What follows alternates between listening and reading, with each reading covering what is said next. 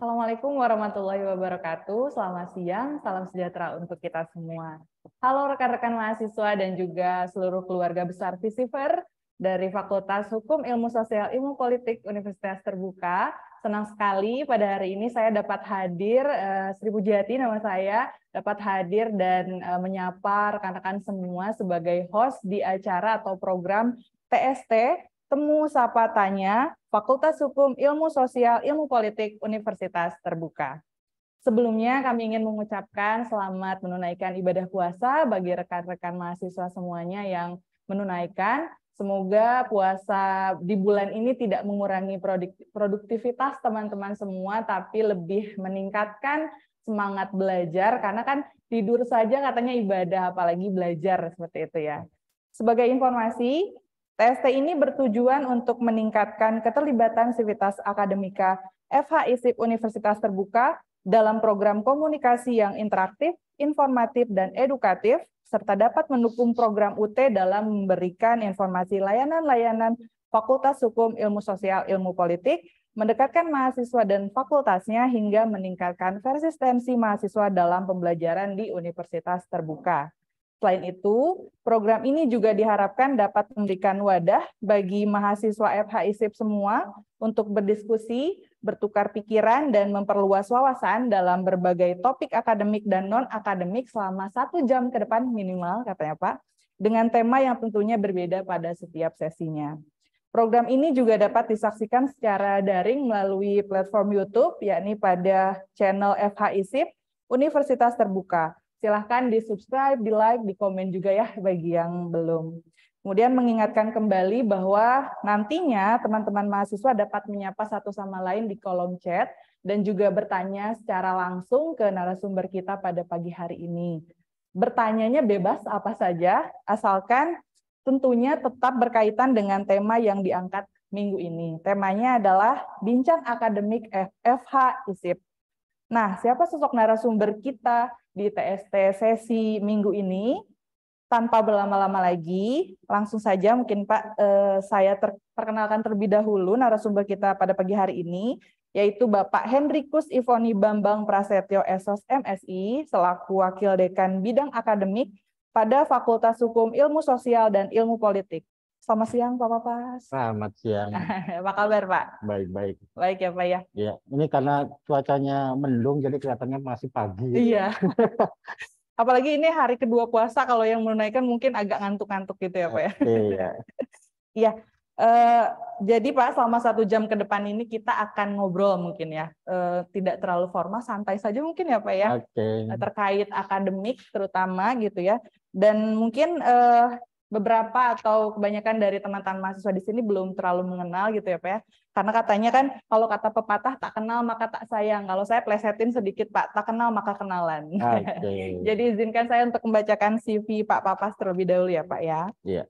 Nama lengkap Hendrikus Ivoni Bambang Prasetyo SOS MSI, tempat tanggal lahir Jakarta 23 Oktober 1973, masih muda ya Pak ya.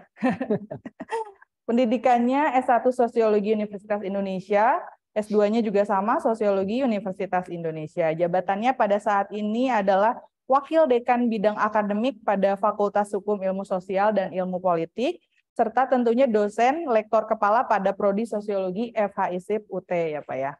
Kemudian publikasinya ada banyak sebetulnya, tapi saya bacakan beberapa saja. Beliau ini telah menulis banyak buku yang beberapa diantaranya ini juga mungkin teman-teman gunakan sebagai buku materi pokoknya ya Pak ya. Di antaranya ada Sosiologi Pendidikan, kemudian Pemasaran Sosial, Metode Penelitian Kuantitatif, Pengantar Statistik Sosial, dan banyak lagi. Dan kemudian ada juga nih terkait publikasinya, salah satunya tulisan terbaru beliau dan penulis lainnya yaitu berjudul Universitas Terbuka Student Preference on the Freedom to Learn Independent Campus atau MBKM ya Pak ya. Iya, betul. Ini di tahun 2022 ya Pak ya? 2022. Iya.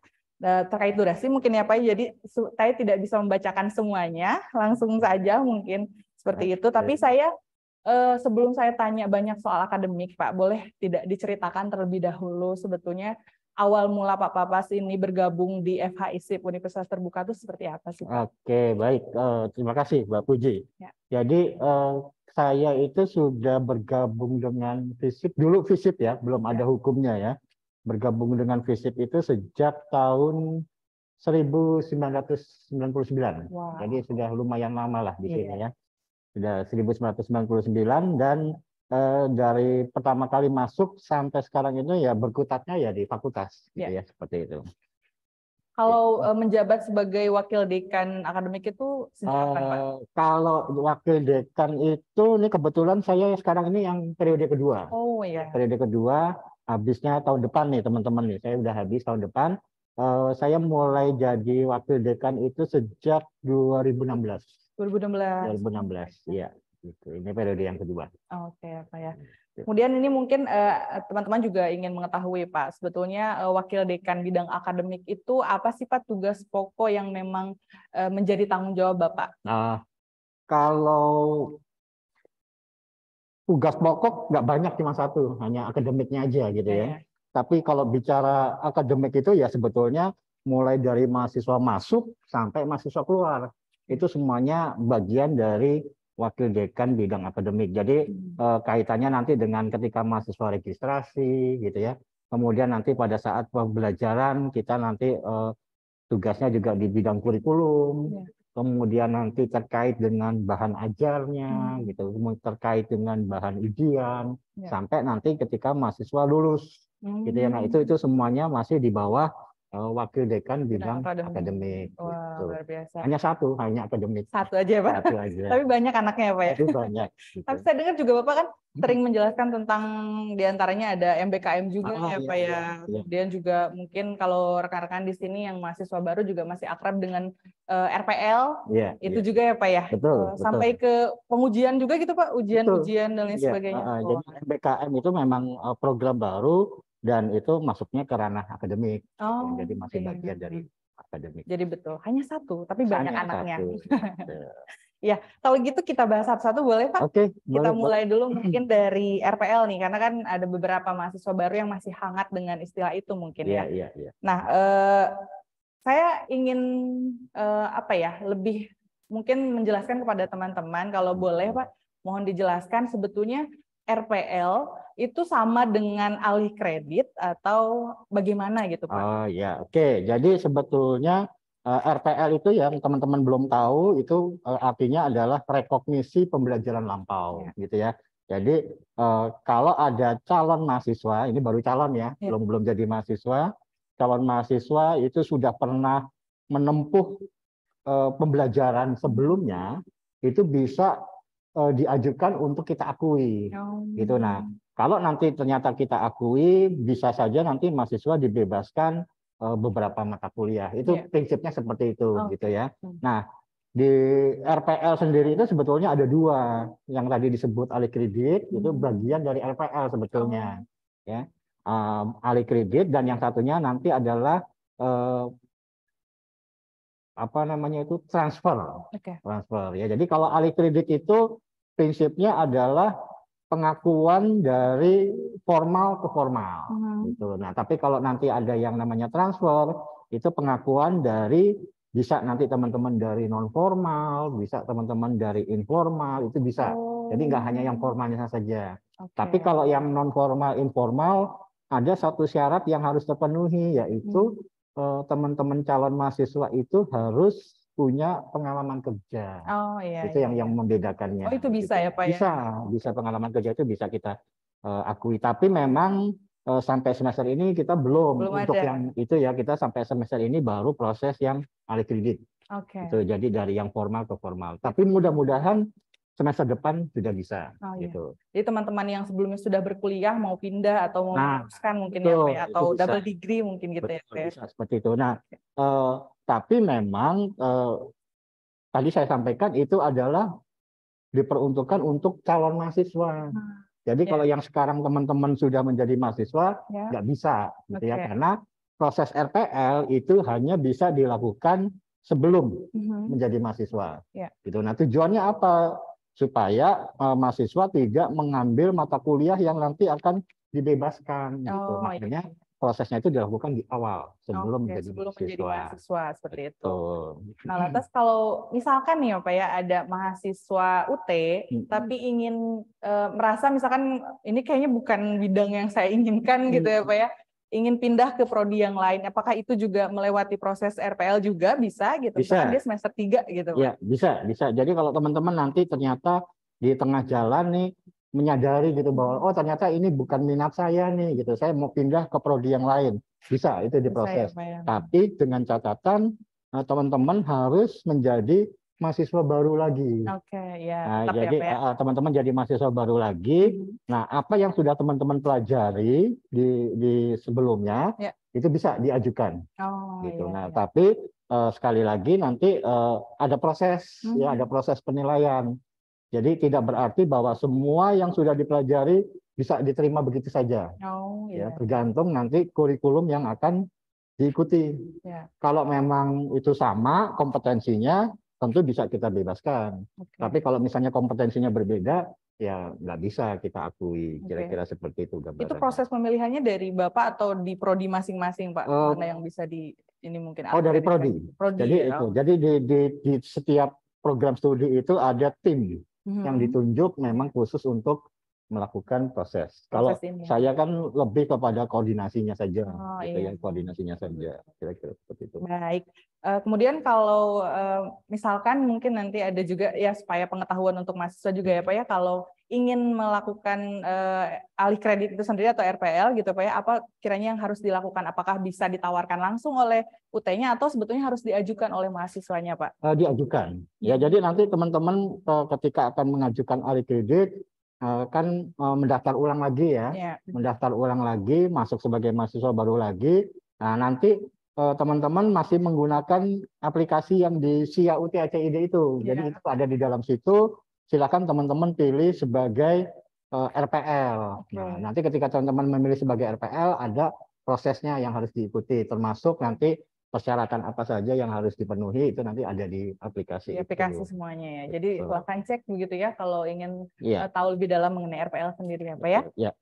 Nah ini kita bergeser nih Pak, dari tadi kan mungkin itu untuk mahasiswa. Sekarang kita mulai masuk ke yang sudah menjadi mahasiswa yang ingin mengetahui mungkin terutama untuk mahasiswa-mahasiswa baru atau mahasiswa yang sudah bukan baru lagi juga ingin mengetahui banyak tentang aktivitas pembelajaran dan juga mungkin apa saja sih yang perlu dilakukan supaya mungkin nanti lulusnya dengan nilai yang maksimal seperti itu ya Pak ya. Dan mungkin ini Pak sebetulnya kita mulai dengan mitos dulu Pak. Katanya di universitas terbuka tuh masuknya gampang, keluarnya susah, dapat nilai IPK yang tinggi juga susah katanya Pak. Apakah itu betul? Kalaupun salah gitu Pak, hanya mitos belaka, bagaimana sih sebetulnya mahasiswa ini harus berkuliahnya supaya mungkin mendapatkan nilai yang maksimal seperti itu Pak? Iya, baik. Aduh maaf. Mohon maaf ini karena saya lagi nggak enak badan gitu ya. Pak. Jadi juga saya terpaksa pakai masker. Sebetulnya itu hoax ya teman-teman ya, jangan terlalu percaya dengan hoax seperti itu. Karena teman-teman bisa buktikan sendiri ya, banyak mahasiswa-mahasiswa lulusan UT itu yang berprestasi gitu ya. Dan yang dapat IP 4 juga ada gitu ya. Jadi bukan berarti bahwa mahasiswa UT itu nggak bisa dapat IP 4 itu enggak ya. Banyak sekali yang bisa dapat mahasiswa dengan IP 4. Jadi sebetulnya itu kembali kepada diri kita masing-masing gitu ya. Nah, kuliah di UT itu memang menuntut suatu kemandirian. Itu yang paling penting ya teman-teman ya. Jadi teman-teman harus bisa secara mandiri mengelola pembelajarannya. Itu yang paling penting gitu ya. Kita memang jarang ketemu dengan dosen, tapi kita bisa merancang sendiri, merancang sendiri pembelajarannya seperti apa. Teman-teman mahasiswa itu kan semua sudah dapat buku materi pokok. Nah, sebetulnya semua ujian itu sumbernya itu adalah dari buku materi pokok. Ya. Jadi sebetulnya teman-teman itu sudah punya jawabannya di buku materi pokok. Gitu. Nah, tinggal teman-teman baca, teman-teman pelajari. Nah, kalau itu dilakukan pasti bisa menjawab ujian. Gitu.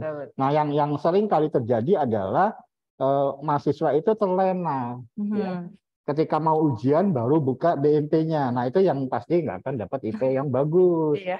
Tapi kalau teman-teman dari awal merancang gitu ya, oke ini ada 9 modul nih.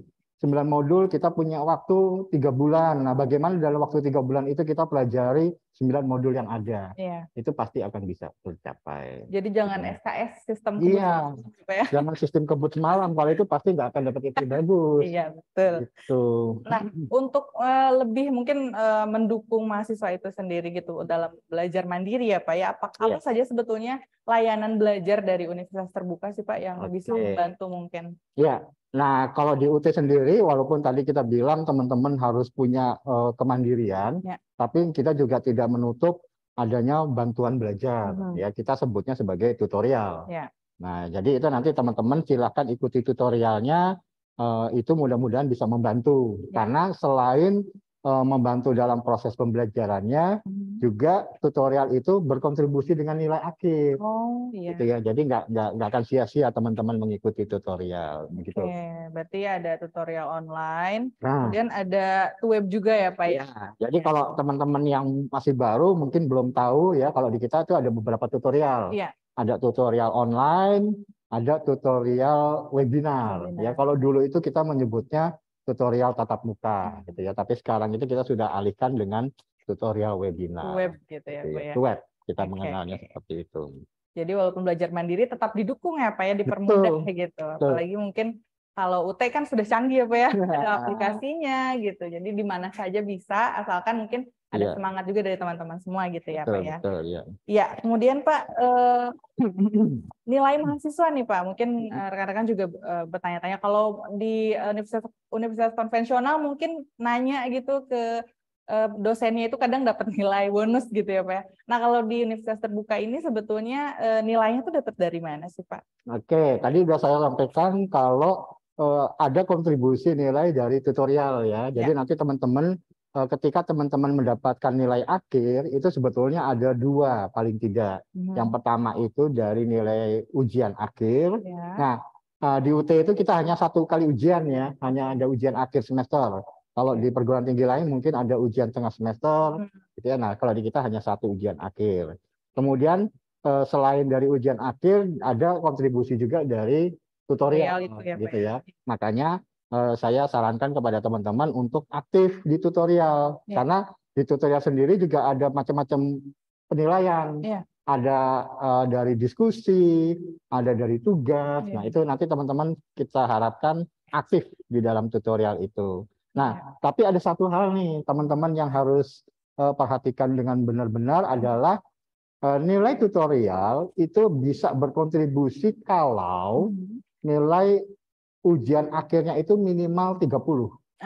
Itu yang teman-teman harus ingat ya. Jadi kalau nilai ujian akhirnya di bawah 30, maka nilai tutorial tidak akan bisa berkontribusi. Gitu. Berarti harus tetap maksimal ya Pak ya? Tetap harus maksimal. Iya. Nah, barusan kan sudah bahas sedikit soal UAS ya Pak ya, ujian akhir semester ya Pak. Nah, mungkin teman-teman di sini juga ada yang belum tahu kalau di Universitas Terbuka itu kan UAS-nya ada berapa skema ya Pak ya. Mungkin boleh dijelaskan Pak. Oke, baik teman-teman. Jadi ini juga mungkin sebagai salah satu dampak dari COVID kemarin itu ya, Puji ya. Jadi untuk sekarang ini rekan-rekan mahasiswa di UT itu ada 3 skema ujian, ya 3 skema ujian. Yang pertama itu kita menyebutnya dengan ujian tatap muka. Nah, ujian tatap muka itu sudah dijadwalkan, itu dilakukan serentak di seluruh Indonesia. Ya, jadi waktunya itu bersamaan. Ya, nanti teman-teman akan mendapatkan jadwal kapan harus ujian, kemudian tempatnya di mana, gitu ya. Itu sudah ada jadwalnya, itu dilakukan secara tatap muka. Jadi teman-teman nanti berkumpul di satu lokasi, kemudian mengerjakan ujian dari pagi sampai sore. Itu yang pertama skemanya. Yang kedua itu ada ujian online. Nah, ujian online itu nanti teman-teman bisa datang ke UPBJJ, kemudian nanti mengerjakan ujiannya itu dengan komputer. Ya, kalau yang tadi kan manual ya, yang tatap muka itu manual. Nah, yang ujian online ini nanti teman-teman mengerjakannya di komputer. Gitu. Nah, ada yang ketiga yang kita sebut dengan take home exam. Oke. Nah, kalau take home exam itu mahasiswa mengerjakannya di rumah. Jadi nanti teman-teman akan dikasih jadwalnya, kapan waktu mengunggah soal, dan nanti kapan waktu balik ya, kapan mengunduh soalnya, dan nanti kapan waktu mengunggah. Oh, ada jadwal ya. Nanti ada jadwalnya gitu ya. Nah, mata kuliah apa yang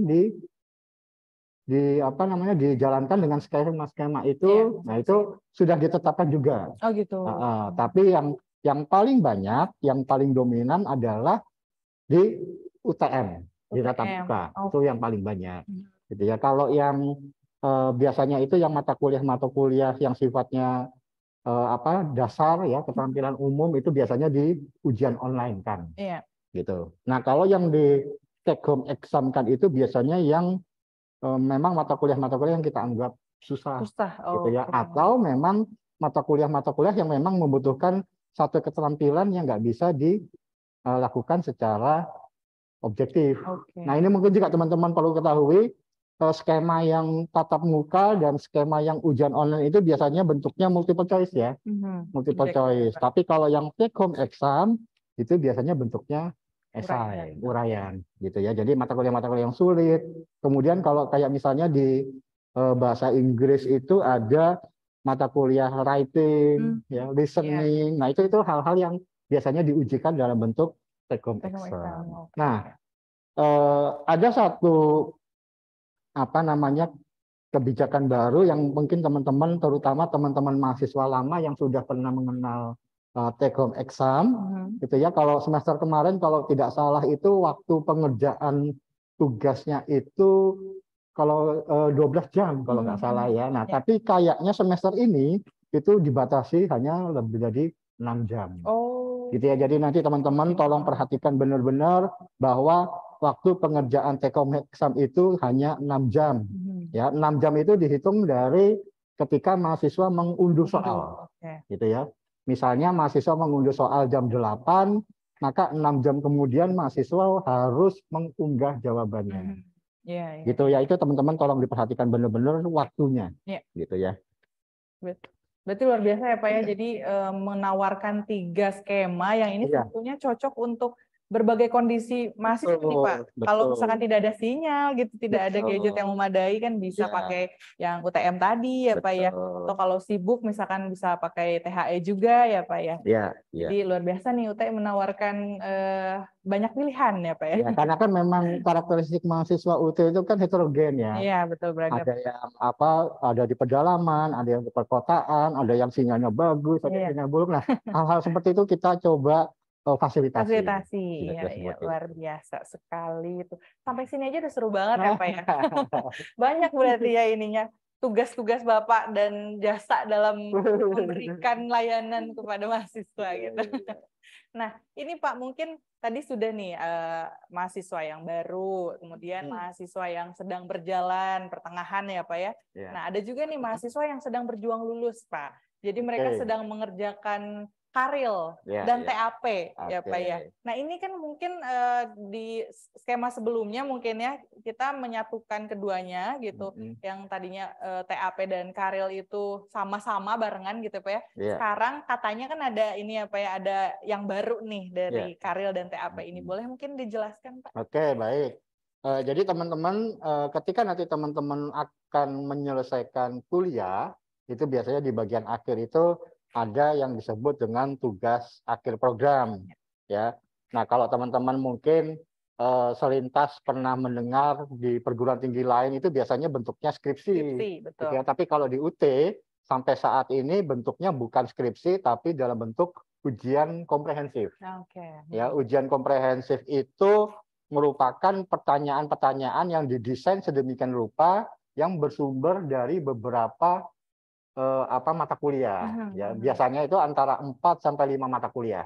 Gitu ya. Jadi teman-teman nanti bentuknya seperti take home exam, tapi kalau take home exam itu kan hanya soal yang diajukan untuk satu mata kuliah. Tapi kalau yang tugas akhir program ini didesain untuk beberapa mata kuliah. Paket gitu ya Pak. Paket gitu. Jadi nanti teman-teman bisa lihat sendiri di katalog mata kuliah apa yang menjadi penunjang dari tugas akhir program. Nah, dulu itu memang ada kebijakan bahwa karya itu melekat dengan TAP. Ya, karya itu adalah karya ilmiah ya teman-teman ya. Itu melekat dengan TAP, tapi sejak tahun kalau nggak salah ya, setahun yang lalu itu karya ilmiah itu dibedakan dengan tugas akhir program. Jadi bisa saja nanti teman-teman lulus di TAP-nya, tapi nggak lulus di karir. Nah, atau sebaliknya, teman-teman lulus di karirnya tapi nggak lulus di TAP-nya. Jadi itu adalah dua mata kuliah yang berbeda saat ini. Teman-teman wajib mengambil kedua mata kuliah itu dan wajib lulus di kedua mata kuliah itu. Gitu. Karena kalau nggak lulus, ada konsekuensinya nih, harus bayar. Oh iya. Bayarnya 200 sampai 300 ribu, itu kan lumayan itu ya. Lumayan Pak, buat gitu. Jajan. Jadi sebaiknya teman-teman tidak mengulang lah mata kuliah yang karya ilmiah itu. Nah, karya ilmiah itu sebetulnya adalah produk akhirnya itu adalah sebuah artikel. Betul. Ya, sebuah artikel. Nanti teman-teman kalau karya ilmiahnya itu bagus, nanti artikelnya itu bisa dipublikasikan di dalam jurnal. Ya, tapi kalau artikelnya tidak terlalu bagus, ya mungkin kita simpan saja di dalam repositorinya UT. Setidaknya ada pengalaman bukti gitu ya Pak, kalau sudah lulus sebagai sarjana nih ada buktinya. Betul. Nah, ada satu catatan nih. Kalau teman-teman sebelum atau selama kuliah ini sudah punya artikel yang dimuat di jurnal, itu bisa diajukan. Jadi teman-teman nggak perlu lagi ikut mata kuliah karya ilmiah. Jadi tinggal sampaikan saja kepada prodi, saya sudah punya jurnal nih di artikel, maka teman-teman sudah langsung dinyatakan lulus mata kuliah itu. Kalau publikasinya 3 tahun yang lalu mesti bisa dipakai tidak Pak? Selama dia masih di UT, selama dia menjadi mahasiswa UT. Jadi mahasiswa UT ya mungkin ya Pak ya. Tapi kalau publikasinya sebelum jadi mahasiswa tidak bisa ya Pak ya? Nggak bisa kalau yang seperti itu. Jadi mungkin bagi mahasiswa yang sekarang masih belum menyusun karir dan wah kayaknya ini supaya nanti nggak ngambil karir, saya belajar nulis dari sekarang juga bisa ya Pak ya? Betul. Iya. Jadi seperti itu rekan-rekan semuanya harus lebih mungkin semangat lagi belajarnya supaya TAP dan karirnya lulus, karena sekarang keduanya berpisah ya Pak ya. Harus lulus dua-duanya seperti itu. Dan jangan khawatir ya, untuk penulisan karya ilmiah itu teman-teman akan mendapatkan bimbingan. Nah itu Pak. Itu ya. Jadi bimbingannya itu hampir sama seperti polanya tutorial online ya. Jadi ada kita fasilitasi dalam bentuk tutorial. Nanti teman-teman akan dibimbing oleh dosen untuk menyelesaikan sebuah karya ilmiah. Ada tatap mukanya Pak atau ada bisa juga tatap mukanya, nanti tinggal janjian dengan dosennya ya. Betul. Mungkin ada jadwal begitu ya Pak ya, ada jadwal bimbingan gitu ya. Iya tuh. Jadi dipermudah lah semuanya. Yang penting teman-teman tetap semangat saja dan banyak baca juga ya Pak ya, biar nanti pas nulis nggak blank gitu. Iya, betul. Iya. Tadi kita sudah bahas soal ya mungkin aktivitas pembelajaran nih Pak. Sekarang kita beralih ke yang tadi sempat saya sebutkan juga dan Bapak juga sedikit jelaskan di awal mengenai MBKM. Nah, ini kan mungkin teman-teman yang belum tahu bahwa Menteri Pendidikan dan Kebudayaan telah mencanangkan kebijakan Merdeka Belajar Kampus Merdeka atau MBKM ini pada tahun 2020 ya Pak ya. Nah, ini kiranya program Merdeka Belajar Kampus Merdeka itu seperti apa dan jenis programnya itu ada apa aja sih Pak? Jadi teman-teman, MBKM itu ya, Merdeka Belajar Kampus Merdeka, itu sebetulnya adalah kesempatan bagi mahasiswa untuk belajar yang pertama di luar prodinya, tapi masih di dalam UT, gitu ya. Yang kedua di luar prodinya dan di luar UT. Yang ketiga di luar universitas. Itu ya. Jadi yang pertama tadi ya di luar prodi di dalam UT. Jadi misalnya ada mahasiswa komunikasi mengambil mata kuliah di ekonomi. Itu bisa. Gitu ya. Bisa ya Pak. Bisa. Itu adalah yang disebut dengan pertukaran pelajar, tapi yang di luar prodi masih di dalam UT. Jadi sama-sama di UT nih, komunikasinya dan ekonominya. Nah, yang kedua di luar prodi tapi di luar UT juga. Jadi misalnya mahasiswa mengambil ekonominya itu di UI, gitu ya, mengambil ekonominya itu di UGM, itu bisa seperti itu. Nah, yang ketiga itu di luar universitas. Jadi misalnya mahasiswa mengikuti magang di suatu perusahaan. Oh iya. Itu yang disebut dengan MBKM. Nah, di UT sendiri kita memfasilitasinya itu adalah bagi mahasiswa yang ada di semester 5 atau 6 atau 7. Oh. Ya, jadi ada syaratnya nih. Nggak semua mahasiswa bisa mengikuti MBKM, tapi semua mahasiswa yang ada di semester 5 atau 6 atau 7. 5, 6, 7 itu yang ya. bisa ngambil MBKM. Nah, ketika teman-teman mahasiswa mengambil MBKM, maka teman-teman dibebaskan dari mengikuti kuliahnya di semester berjalan. Gitu ya. Dan nanti dari hasil MBKM-nya itu bisa kita konversikan ke mata kuliah. Oh iya. Gitu ya. Jadi contoh nih, ada saya misalnya mahasiswa semester 5. Saya registrasi 18 SKS ya. Saya registrasi 18 SKS, tapi saya nggak ikut kuliahnya. Saya nggak ikut ujiannya karena saya ikut program MBKM di luar perguruan tinggi gitu ya. Misalnya saya magang di satu perusahaan. Nah, nanti ketika saya selesai magang kan kita dapat sertifikat, kita dapat nilai. Nah, nilai itulah nanti yang akan dikonversikan. Ya, tadi kan saya kan mengambil 18 SKS, saya nggak kuliah, saya nggak ujian, kan berarti nggak ada nilainya. Tapi itu bisa diambil dari nilai MBKM. Gitu. Kira-kira seperti itu teman-teman gambarannya tentang MBKM. Jadi silakan teman-teman mengikuti, tapi ini satu hal yang juga teman-teman perlu ingat, MBKM itu tidak wajib ya bagi mahasiswa. MBKM itu adalah hak mahasiswa. Mau ikut boleh, nggak ikut juga nggak apa-apa. Gitu. Karena mungkin ada juga yang pengennya sat-set gitu Pak. Iya. Dan ini bukan percepatan. Ya, jadi bukan percepatan dalam artian gini. Ada mahasiswa mau ambil MBKM, tapi di waktu yang bersamaan ngambil mata kuliah. Itu nggak boleh. Oh, nggak boleh, Pak? Nggak boleh, ya. Yang boleh adalah registrasi mata kuliah, tapi tidak kuliah. Ikut MBKM, nanti nilai MBKM-nya dikonversikan ke mata kuliah yang diregistrasikan. Tapi nggak boleh dia ambil MBKM, tapi dia juga ikut kuliah. Itu nggak boleh. Karena ini bukan program percepatan, gitu ya. Iya, betul. Nah, itu tadi sudah disebutkan ya Pak ya, keuntungannya mengambil MBKM ini dan bukan suatu kewajiban gitu ya Pak ya. Ini bagi yang mau saja mungkin ya. Betul. Iya.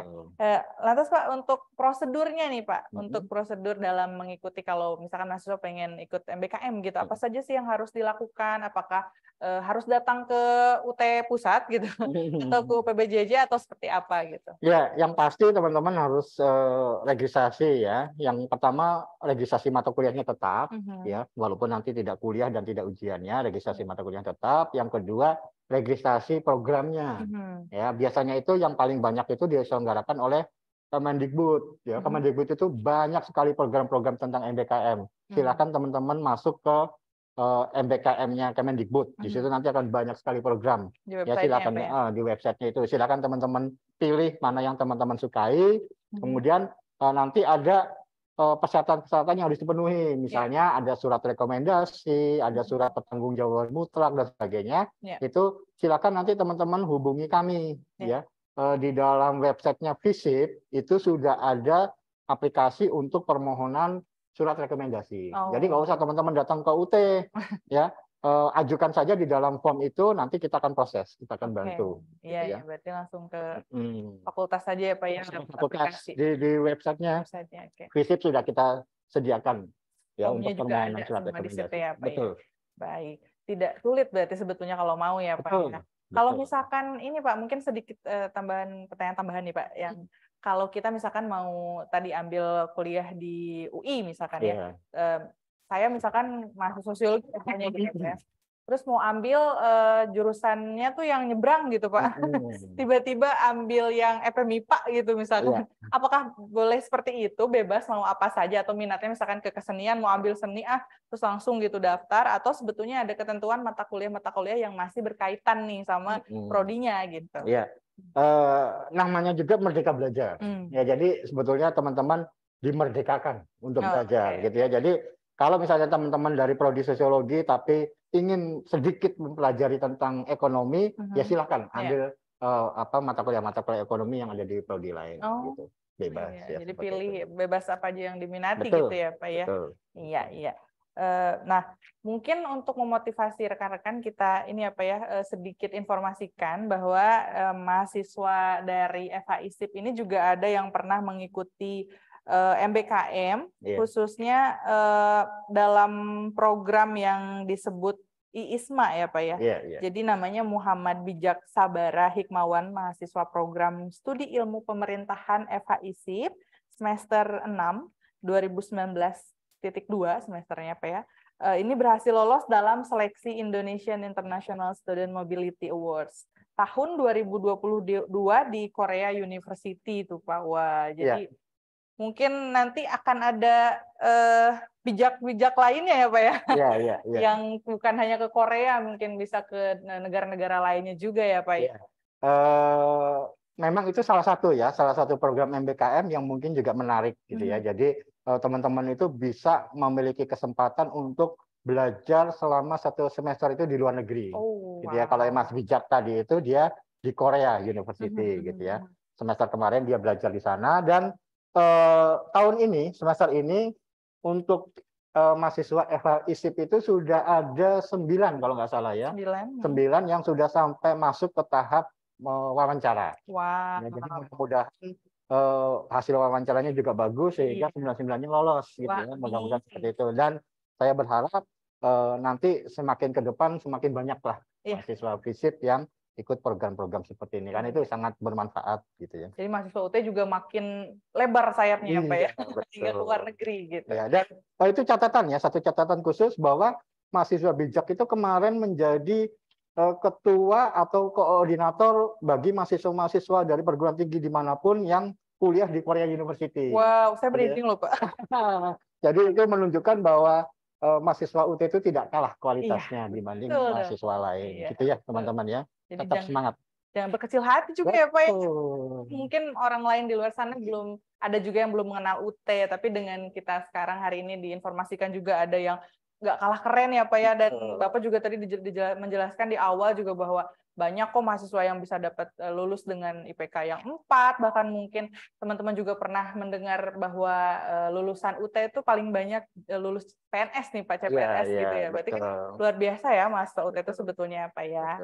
Tidak kalah lah dengan mahasiswa konvensional lainnya gitu. Iya, mungkin informasi yang tadi disampaikan oleh Pak Papas kan hanya sebagian kecil ya Pak ya. Rekan-rekan juga bisa mencek kembali di website FHISIP, kebetulan juga sekarang aktif kembali ya Pak ya websitenya, dan selalu aktif sebetulnya, tapi mungkin untuk sekarang kita lebih meningkatkan lagi kualitas isinya supaya teman-teman juga tidak ketinggalan informasi apapun ya Pak ya. Dan juga silahkan di follow di YouTube-nya juga, kemudian ada Instagram-nya juga ya Pak ya. Di situ banyak sekali informasi-informasi baik itu mengenai MBKM, kemudian aktivitas pembelajaran dan lain sebagainya seperti itu. Nah, daripada kita ngobrol terus berdua ya Pak ya, mungkin kita berikan juga kesempatan kepada rekan-rekan mahasiswa nih yang ingin bertanya secara langsung kepada Pak Papas terkait apa yang sudah disampaikan tadi. Silahkan raise hand. Iya. Apakah sudah ada? Apa saja boleh bertanya. Yang penting berkaitan dengan hal yang tadi ya. Oke.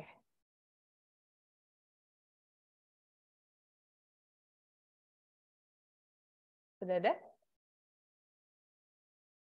Silakan kalau sudah ada langsung dibuka mic-nya dan memperkenalkan diri, mungkin nama, kemudian mahasiswa dari prodi apa, dan kalau boleh juga disebutkan UPBJJ-nya, UPBJJ mana ya Pak ya?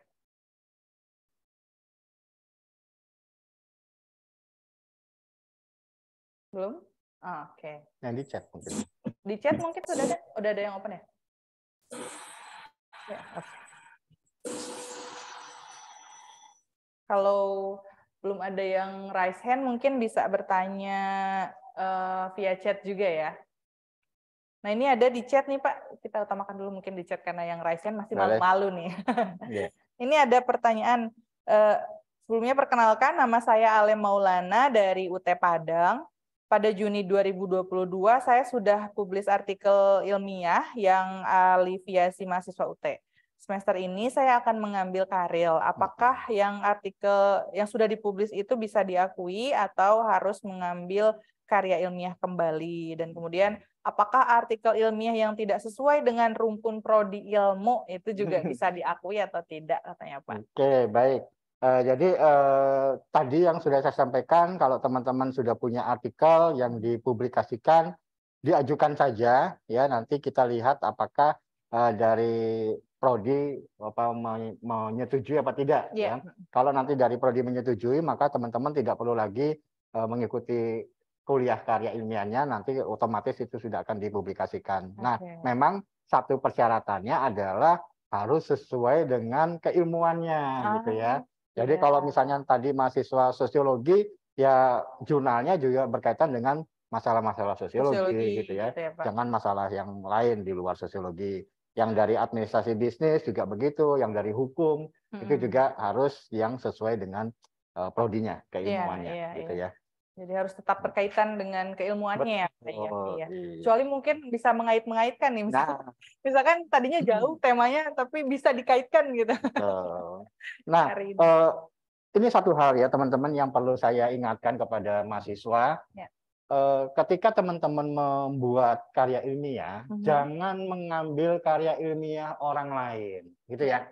Itu yang ingin saya ingatkan sekali, karena itu adalah merupakan plagiarisme, ya. Jadi dan itu sangat berbahaya. Ya. Jadi akan lebih baik teman-teman menghasilkan sebuah karya ilmiah yang dalam tanda kutip tidak bagus, tapi itu adalah hasil karya teman-teman sendiri, gitu ya, Pak ya. Original. Ketimbang teman-teman mengambil hasil karya ilmiah orang lain. Gitu. Iya. Apalagi yang diambil ternyata nggak bagus-bagus juga, gitu kan? Jadi sayang sekali gitu ya. Iya, betul. Nah ini mungkin perlu diingat oleh teman-teman mahasiswa. Jangan pernah mengambil karya ilmiah orang lain. Betul. Apalagi di aplikasinya itu kan sudah ini ya Pak ya, ada Turnitinnya. Ya. Tuh kalau jadi di kita itu ada aplikasi yang bisa mengecek plagiarisme dari sebuah karya ilmiah. Iya. Gitu ya. Jadi tetap kemarin sih maksimal itu 30% kalau tidak salah ya Pak ya. Iya. Jadi jangan sampai lebih dari itu nanti teman-teman tidak bisa lulus gitu. Jadi jangan berpikir bahwa bisa kali kalau dirubah sedikit-sedikit nanti diakalin gitu ya Pak ya. Tetap kecek biasanya ya Pak ya. Iya, betul. Jadi harus kalau bisa buat yang original saja seperti itu. Ini sudah ada yang raise hand ya, atas nama Okta Dwi Putra. Silahkan langsung dinyalakan mungkin mic-nya. Kameranya juga kalau mau dibuka silakan. Perkenalkan diri, kemudian dari prodi mana, dan UPBJJ mana. Mas Okta, silakan. Halo, Assalamualaikum. Waalaikumsalam. Iya. Pak, perkenalkan nama saya Okta Dwi Putra dari Prodi Hukum UT Lampung, Pak. Halo? Iya, gimana Mas Okta? Langsung pertanyaan. Perkenalkan nama saya Okta Dwi Putra. Iya, Mas Okta. Nah, dari UT Lampung, Pak. Iya. Silakan langsung pertanyaannya. Itu kan tadi kan ada pertanyaan katanya ada beasiswa. Nah, ngedapetin beasiswanya itu caranya gimana itu, Pak? Oke. Kalau teman-teman mau mendapatkan beasiswa bisa menghubungi UPBJJ ya. Nanti akan dibantu oleh teman-teman dari UPBJJ untuk proses beasiswanya, begitu ya, Mas Okta ya. Jadi silakan nanti menghubungi UPBJJ setempat di Lampung ya, Mas Okta ya. Jadi nanti ke UPBJJ Lampung, kemudian nanti akan dibantu oleh teman-teman kita yang ada di UPBJJ Lampung. Begitu ya Mas Okta ya? Yes ya Pak. Iya. Jadi rajin-rajin silaturahmi ke UPBJJ-nya ya Pak ya? Betul. Tanya langsung apakah ada beasiswa seperti itu. Atau mungkin tadi yang ISMA juga beasiswa ya Pak ya? Beasiswa. Tapi memang dari PKM gitu ya. Betul. Nah, ada lagi Mas Okta? Sudah cukup? Udah Pak, cukup Pak. Baik, terima kasih. Kita lanjut ke yang raise hand yang kedua ya, ada ya? Dari Asalmar namanya? Ya, dari Mas atau Mbak Asalmar, silahkan langsung perkenalkan diri dan pertanyaannya.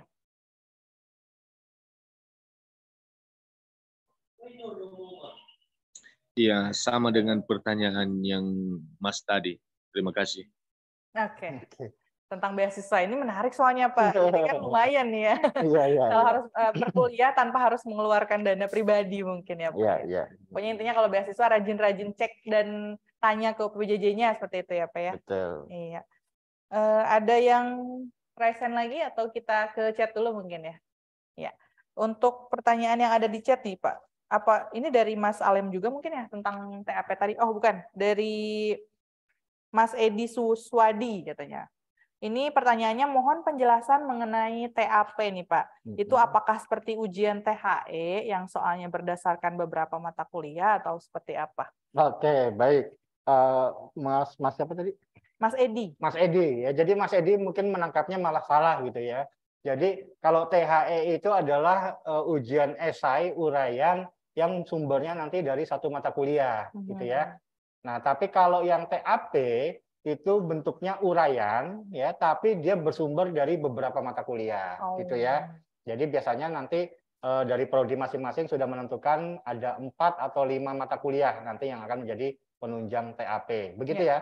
Jadi terbalik tadi. Bapak kalau Mas Edi menangkapnya THE itu adalah dari beberapa mata kuliah gitu ya. THE itu setiap mata kuliah berarti ya Pak ya. Kalau TAP ada beberapa paket tadi ya Pak ya. Setiap prodi beda-beda. Nanti coba cek di apa namanya buku yang di katalog ya di katalognya ya Pak ya. Di katalog. Oke, kalau TAP itu ada ini mungkin Pak ada apa namanya tutorial online-nya juga? Atau ada. gimana? Ya, jadi nanti TAP juga ada tutorial online-nya. Silakan teman-teman ikuti tutorial online-nya. Biasanya nanti di dalam tutorial online itu akan diberikan kisi-kisinya, ya kisi-kisi tentang apa yang nanti akan diujikan di dalam ujian. Jadi nggak langsung harus ujian gitu ya Pak ya? Makanya ikuti tutorialnya. Di situ banyak informasi yang bermanfaat bagi teman-teman. Iya. Jadi tetap semangat ikuti tutorial online-nya seperti itu. Nah ini ada lagi Pak pertanyaan di kolom chat. Sebelumnya salam kenal, saya Nanda Zumrotul Khoiria, Prodi Ilmu Hukum UPWJJ Malang. Saya sudah pernah kuliah di STPN. Saya apa bisa ambil RPL? Nah ini udah jadi mahasiswa nih Pak. Oke, ya tadi kalau saya sampaikan adalah RPL itu bisa kita ajukan sebelum teman-teman menjadi mahasiswa. Ya kalau teman-teman sekarang udah ikut semester 1, semester 2, semester 3, tidak bisa lagi mengajukan RPL. Begitu ya teman-teman ya Mas Nanda ya. Jadi Mas Nanda tidak bisa Mbak Nanda ya, tidak bisa mengajukan RPL karena Mbak Nanda sudah menjadi mahasiswa. Kecuali Mbak Nanda mau mendaftar ulang sebagai mahasiswa baru. Nah, itu silakan mengajukan RPL-nya. Tapi kalau udah segitu mah, apalagi udah semesternya udah agak panjang, lanjut aja lah. Iya. Gitu. Udah ini apa ya Pak? Paling biasanya dialih kreditkan itu kan ya kayak PKN gitu ya Pak ya, yang sudah mungkin sudah dipelajari juga mungkin di UT-nya gitu ya Pak ya. Iya. Kemudian ini selanjutnya ada dari Dela Trigustanti dari UPWJJ Surakarta, Prodi Administrasi Negara nih Pak. Izin bertanya, apakah administrasi negara dan administrasi publik itu berbeda? Dan kalau mau menyusun karir itu ditentukan pada semester berapa katanya Pak? Oke, jadi bukan nih pertanyaannya jadi beda. Ya, jadi gini teman-teman mahasiswa. Jadi dulu itu namanya administrasi negara. Ya, nah kemudian sekarang berubah menjadi administrasi publik. Ya, tapi itu sebetulnya dua prodi yang sama. Ya, jadi tidak berbeda. Dulunya hanya berbeda namanya saja. Gitu. Nah, kemudian biasanya sih kalau di FHISIP itu karya ilmiah itu ditawarkannya di semester 7. Ya, jadi nanti teman-teman ketika sudah sampai semester 7 baru mengambil mata kuliah tugas akhir program dan karya ilmiah. Gitu ya. Nanti teman-teman bisa cek di katalog. Ya, rata-rata sih di semester 7 kalau di FHISIP ya. Iya. Gitu. Begitu ya. Udah jelas. Jadi sama itu administrasi publik dan administrasi negara. Perubahan nama saja. Perubahan nama saja. Iya, betul. Ada lagi mungkin yang bertanya? Belum ada? Oke, masih malu-malu kayaknya. Atau mungkin sudah jelas Pak tadi. Penjelasannya kan jelas banget gitu. Mudah-mudahan sudah jelas. Iya, gitu, betul. Informasinya. Ini ada lagi mungkin ya? Oke. Ini nanti mungkin di-share juga oleh kakak-kakak admin beberapa ini ya, alamat IG dari masing-masing prodi, biar nanti kalau ada teman-teman yang belum follow bisa follow juga supaya nanti tidak tertinggal informasi apapun tentang prodinya, seperti itu. Nah, ini ada dari Miftahul Jannah, Pak. Prodi Ilmu Komunikasi. Tadi kan ada dibahas bahwa jika ada mahasiswa yang sudah publikasi jurnal, maka itu nanti akan lebih mudah untuk karirnya. Dan itu bisa dijadikan nilai karir. Apa ada kriteria tertentu untuk jurnal yang dipublikasikan nanti yang dapat diakui untuk karir? Apakah harus atau wajib berkaitan dengan pembahasan prodi atau boleh bebas? Nah, ini mungkin ketinggalan nih tadi jawaban yang pertama, Pak, karena mirip ya pertanyaannya. Ya, prinsipnya tadi sama ya, bahwa karya ilmiah yang kita hasilkan itu harus sesuai dengan keilmuan kita, gitu ya. Jadi kalau yang dari komunikasi ya harus berkaitan dengan komunikasi gitu. Iya. Dari hukum berkaitan dengan hukum gitu ya, teman-teman mahasiswa ya. Karena itu mungkin juga bisa menambah pengalaman belajar ya Pak ya, supaya lebih paham lagi tentang mata kuliah yang sudah dipelajari gitu. Dan satu lagi yang saya agak lupa tadi, untuk karya ilmiah yang sudah dipublikasikan itu harus orang pertama. Oh iya, nggak bisa orang kedua, nggak bisa orang kedua atau orang ketiga ya. Bertim boleh, tapi dia harus orang pertama, gitu orang ya. Pertamanya. Ini baru bisa diakui ya Pak ya, baru tidak ikut karir lagi nantinya. Betul. Seperti itu. Ada lagi?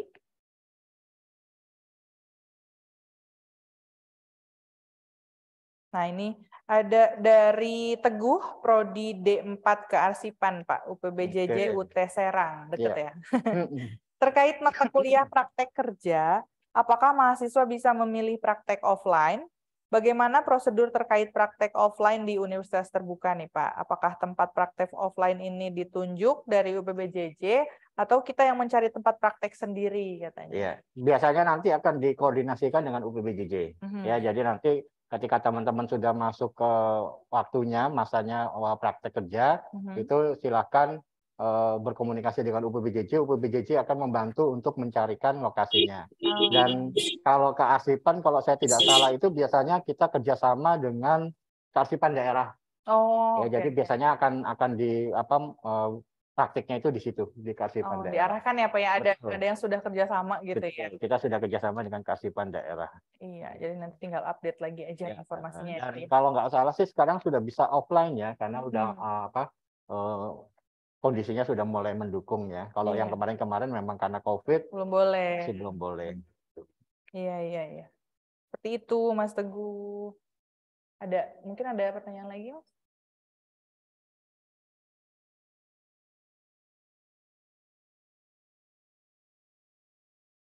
Satu lagi. Dari Ani Novia nih Pak, jurusan Ilmu Komunikasi, UPBJJ Jakarta. Sebelumnya saya mau nanya, kalau misalnya kita udah daftar secara online dan data udah disetujui tapi belum registrasi dan melewati batas pembayaran, apakah nanti kita bakal dinonaktifkan karena belum registrasi pembayaran katanya Pak? Oke. Ya. Kayaknya akan seperti itu gitu ya. Jadi kemungkinan mahasiswa tidak akan terdaftar gitu ya, karena memang belum bayar. Nah, mungkin ini juga masukan bagi teman-teman, kalau memang teman-teman terkendala dengan pembayaran, ya silakan hubungi kami atau silakan hubungi UPBJJ. Silakan sampaikan masalahnya apa, mudah-mudahan kami bisa bantu gitu ya. Jadi itu jangan sampai hanya karena masalah belum bisa bayar, kemudian akhirnya mahasiswa atau calon mahasiswa tidak bisa registrasi gitu kan, sayang sekali gitu ya.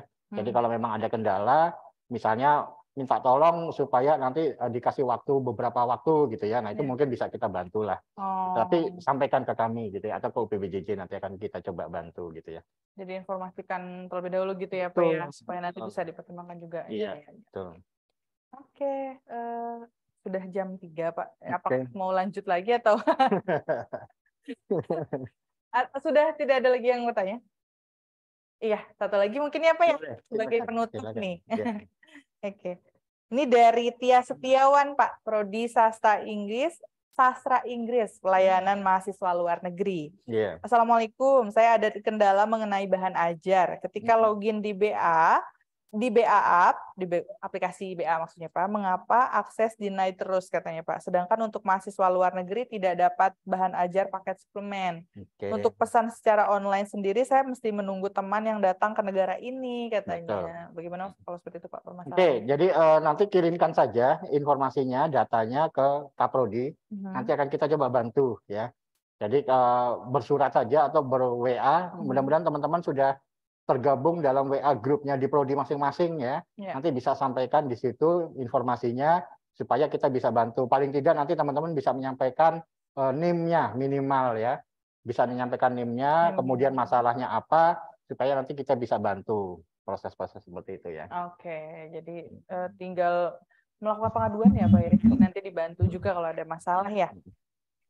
Oke, mungkin ada beberapa pertanyaan yang tidak bisa dijawab, tapi kalau teman-teman mungkin di sini masih penasaran nih tentang berbagai hal yang sudah dijelaskan tadi oleh Pak Papas, bisa juga menghubungi di media sosial prodi masing-masing atau bisa follow IG-nya Visip juga ya, kalau tidak salah Visip UT ya, @visiput gitu.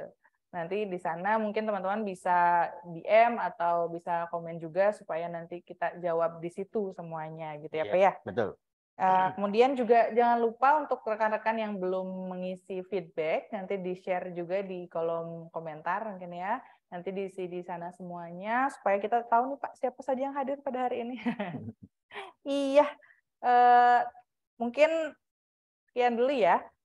Apa yang bisa disampaikan oleh Pak Papas. Luar biasa sekali materi yang disampaikan pada hari ini ya Pak ya. Terima kasih banyak. Ini juga mungkin teman-teman sangat membutuhkan informasi-informasi tadi gitu ya Pak ya.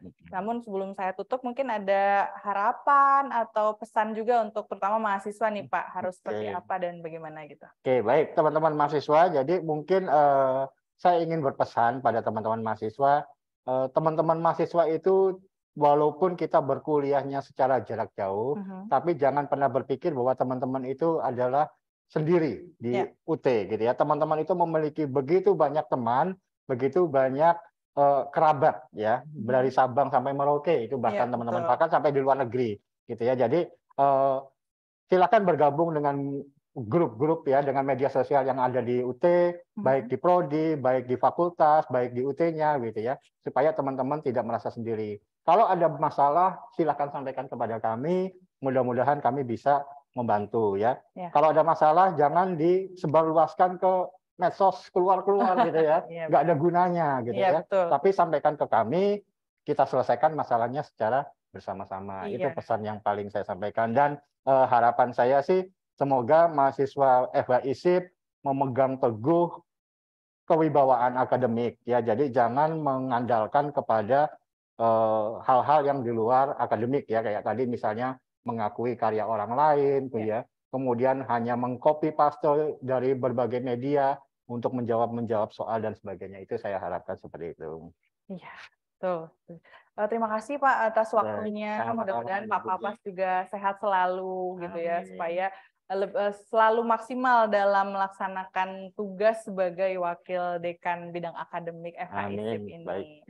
Iya, dengan demikian kita akhiri TTS atau Temu Sapa Tanya Fakultas Hukum Ilmu Sosial Ilmu Politik edisi kali ini. Jangan lupa di subscribe channel YouTube-nya di FHISIP Universitas Terbuka dan di follow juga Instagram FHISIP di @utvisip supaya tidak ketinggalan informasi-informasi terkait dengan fakultas seperti itu. Nah, jangan lupa juga salah satu informasi yang mungkin salah satu cara supaya teman-teman mungkin lebih update lagi tentang akademik, tentang apapun yang berkaitan dengan fakultas. Ini kita sekarang ada program ini ya, Temu Sapa Tanya, setiap minggunya itu akan berbeda, baik itu dari narasumbernya maupun temanya itu sendiri. Saya Sri Pujiati ya Pak ya, dan juga Pak Papas pamit undur diri. Sampai jumpa lagi pada TST FHISIP minggu depan, setiap hari Jumat pukul 14 kalau selama bulan puasa, dengan narasumber kece lainnya. Wabillahi taufiq wal hidayah. Wassalamualaikum warahmatullahi wabarakatuh. Sampai ketemu teman-teman. Iya, sampai ketemu lagi.